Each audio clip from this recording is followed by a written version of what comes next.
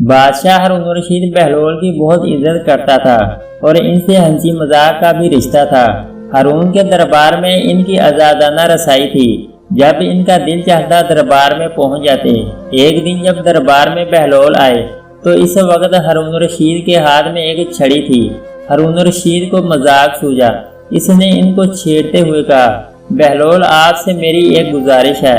بہلول نے پوچھا وہ کیا؟ ہارون الرشید نے کہا کہ میں آپ کو یہ چھڑی بطور امانت دیتا ہوں۔ آپ کو اپنے سے زیادہ کوئی بیوقوف آدمی ملے تو اس کو یہ چھڑی میری طرف سے دے دینا۔ بہلول نے کہا بہت اچھا، اور چھڑی اپنے پاس رکھ لیا۔ وقت گزرتا رہا اور وہ وقت آ گیا جب ہارون الرشید بیمار ہو کر لبے مرگ پر پہنچ گیا۔ بہلول کو خبر ہوئی تو وہ خلیفہ کی عیادت کو پہنچ گئے۔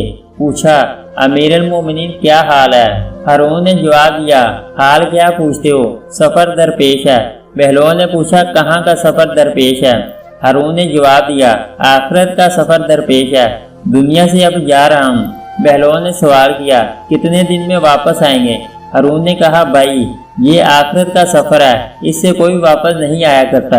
بہلول نے کہا، اچھا واپس نہیں آئیں گے تو آپ نے سفر کی راحت اور آرام کے انتظامات کے لیے کتنے لاؤ لشکر اور ساز و سامان آگے بھیجے ہیں؟ ہارون نے جواب دیا، تم پھر بیوقوفی کی باتیں کر رہے ہو۔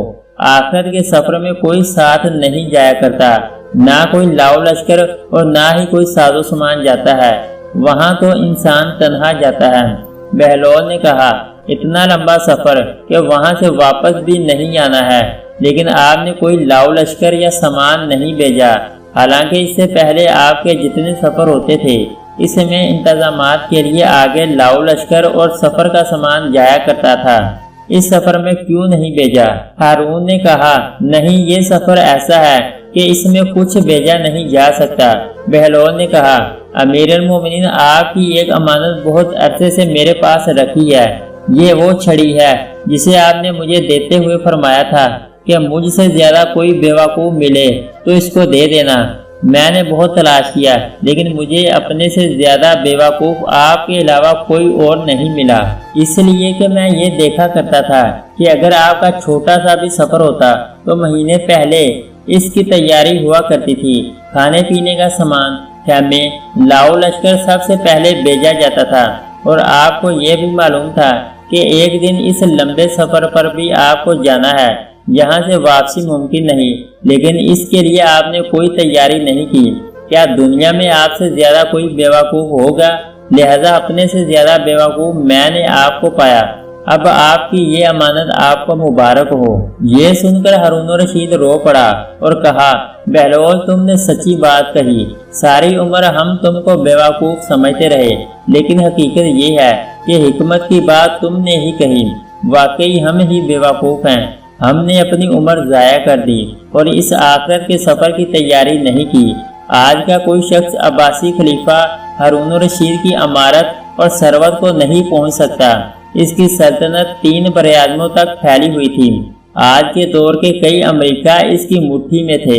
مکمل عقل مندی، دانش مندی اور حکمت کے ساتھ اتنی بڑی سلطنت پر بخیر و خوبی حکومت کرنے والا اس دنیا سے جاتے ہوئے اس بات کی تصدیق کرتا ہے کہ وہ عقل مند نہیں بلکہ بیوقوف تھا، کہ دنیاوی سفر کے لیے تو وہ لاؤ لشکر اور ساز و سامان کا انتظام کرتا رہا، لیکن اپنی آخرت کے سفر کے لیے وہ کچھ نہیں کر سکا۔ لہذا عقل مند اور دانا وہی ہے جو اپنی سفر آخرت کے لیے نیک اعمال کا ذخیرہ جمع کرے۔ لیکن افسوس کہ آج ہم مسلمانوں کی سوچ بدل گئی ہے، ہم اپنے نبی سے محبت کرنے کا دعویٰ تو کرتے ہیں، لیکن آپ کی بات کی مخالفت کرتے ہوئے ہر اس شخص کو عقل مند سمجھتے ہیں جو بس مال کمانا اور مال بنانا جانتا ہو، چاہے اس کے لیے وہ رشوت خوری، بدعنوانی اور کرپشن ہی کیوں نہ کرے، جبکہ رسول اللہ صلی اللہ علیہ وآلہ وسلم نے فرمایا ہے کہ عقل مند وہ ہے جو اپنے نفس کا محاسبہ کرے اور موت کے بعد کی زندگی کے لیے عمل کرے، اور عاجز وہ ہے جو اپنے نفس کو خواہشوں پر لگا دے، پھر اللہ تعالیٰ سے تمنائیں کرے اور فرمانے الہی ہے اے ایمان والو، اللہ سے ڈرتے رہو اور ہر شخص کو دیکھنا چاہیے کہ اس نے کل یعنی قیامت کے لیے کیا بھیجا ہے، اور پھر اللہ سے ڈرتے رہو، یقیناً اللہ تمہارے اعمال سے باخبر ہے۔ سورہ حشر۔ یقیناً اللہ سے ڈرنے والا ہی روزانہ اپنا محاسبہ کرتا ہے اور اپنی آخرت کے لیے نیک اعمال کا ذخیرہ جمع کرتا ہے اور ان کی حفاظت بھی کرتا ہے، اور جو ایسا نہیں کرتا اسے وعید سناتے ہوئے اللہ تعالیٰ فرماتے ہیں، اور ان کی طرح نہ ہو جانا جنہوں نے اللہ کو بلا دیا، پھر اللہ نے بھی ان کو ایسا کر دیا کہ وہ اپنے آپ ہی کو بھول گئے کہ وہ اپنی جانوں کے لیے ہی کچھ بلائی آگے بھیج دیتے۔ یہی لوگ نافرمان ہیں۔ دوزگی اور جنتی برابر نہیں ہو سکتے، جنتی ہی بامراد ہیں۔ بے شک دوزگی اور جنتی برابر نہیں ہو سکتے۔